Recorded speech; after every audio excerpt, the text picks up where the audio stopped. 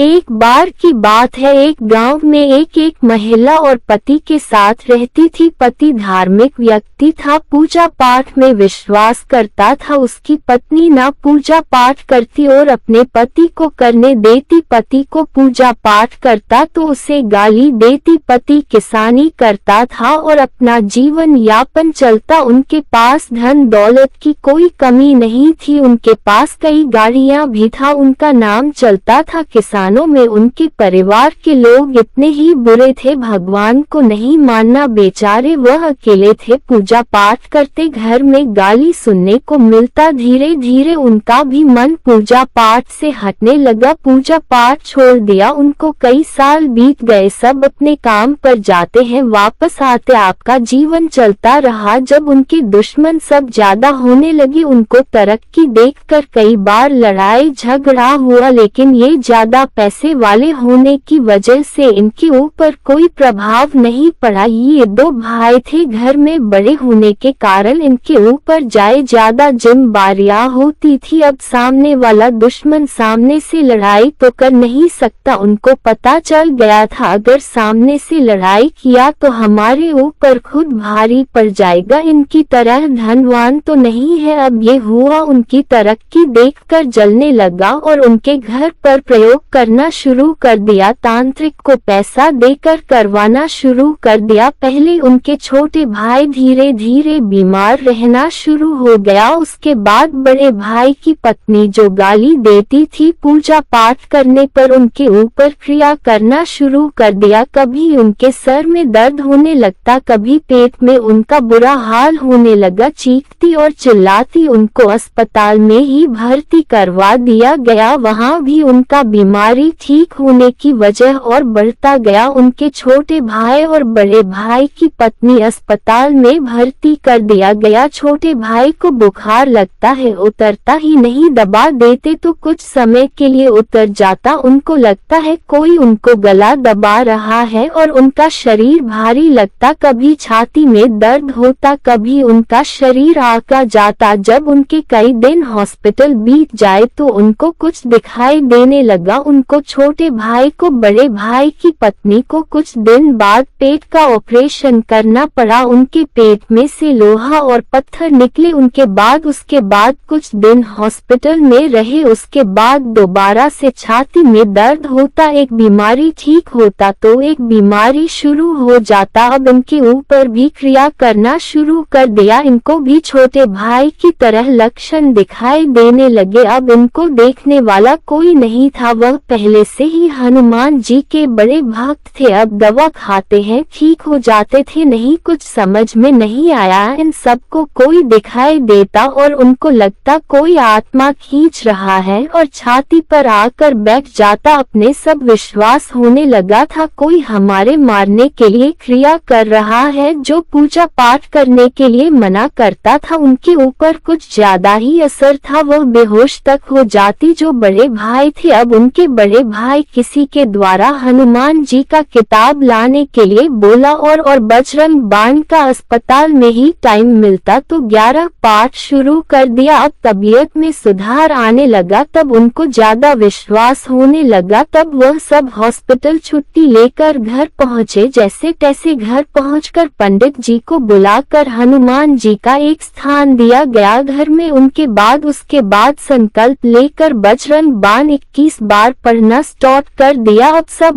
बड़ी कर अलग बैठकर पढ़ना शुरू कर दिया। 6 दिन ही बीते थे कि उनकी तबीयत पूरी तरह से ठीक होने लगे। जब तबीयत में सुधारने लगने लगा, हनुमान जी के मंदिर जाना स्टार्ट कर दिया। वहीं बैठकर बजरंग बाण का पाठ करते हैं और घर आ जाते। कुछ समय ही बीते थे, उनके ऊपर क्रिया किया गया, पूरी तरह से समाप्त हो गया। वह किसी पास न जाकर हनुमान जी शरण में गए, उनका कल्याण हो गया। वह बता रहे थे कि वह YouTube पर वीडियो देखकर यह निर्णय लिया। उनको आज हनुमान चालीसा करते करते कई वर्ष बीत गए हैं। उनके घर में कोई भी क्रिया ऐसा नहीं हुआ है, ना वह कभी बीमार नहीं पड़ा है। जब वह कहीं दिखाने गए कि हनुमान जी की सिद्धि मुझे मिल गया है, तो उनको बताया गया आपके घर में प्रकाश ही प्रकाश दिखाई दे रहा है, आपके घर में देखना मुश्किल पड़ रहा है। आज उसको हनुमान हनुमान जी की सिद्धि प्राप्त हुई है। दोस्तों, कोई यह गलत कहानी नहीं है किसी के द्वारा भेजा हुआ। उन्होंने अपना गांव का नाम, अपना नाम और पता बताने से मना किया, इसी कारण हम उनका नाम नहीं बता रहे हैं। और आपके साथ भी ऐसी कोई घटना घटी है या गांव में ऐसी घटना घटी है, कहानी हमें शेयर जरूर करें। आपकी कहानी में दम होना चाहिए।